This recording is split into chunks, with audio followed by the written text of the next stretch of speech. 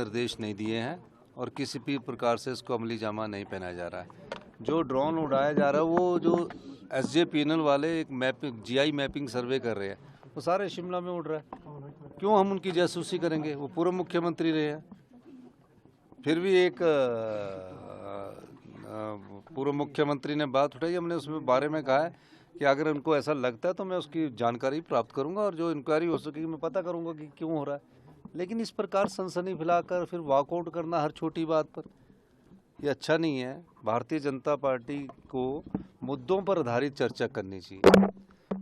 मुद्दों पर आधारित चर्चा करते नहीं है, हर 2 मिनट बाद उठकर चले जाते हैं, हर 2 मिनट बाद वॉकआउट करना चाहते हैं। अब तो स्पीकर साहब ने ये व्यवस्था दे दी है और कुछ अखबार और कुछ मीडिया ने कल गलत चलाया, क्योंकि जब कोई विपक्ष का विधायक अंदर बैठा होता है वो वॉकआउट नहीं होता है, वो प्रोटेस्ट होता है।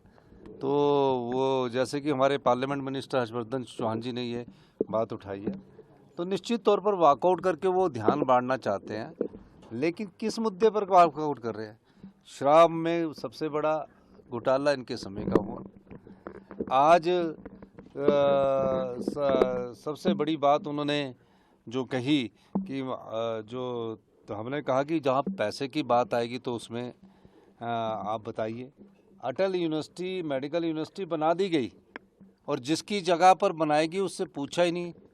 वो जगह हालांकि सरकार की पाई गई है, उसमें रजिस्ट्री के बाद उसका इंतकाल नहीं हुआ, लेकिन उस केस को भी ढंग से सरकार ने लड़ा।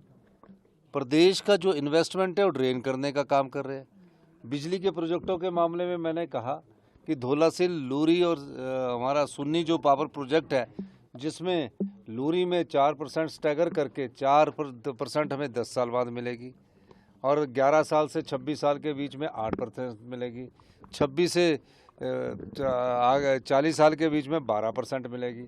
और जब तक वो प्रोजेक्ट जिंदा रहेगा, यानी कि जब तक प्रोजेक्ट वो चलता रहेगा, तब उसके बाद 25% मिलेगी।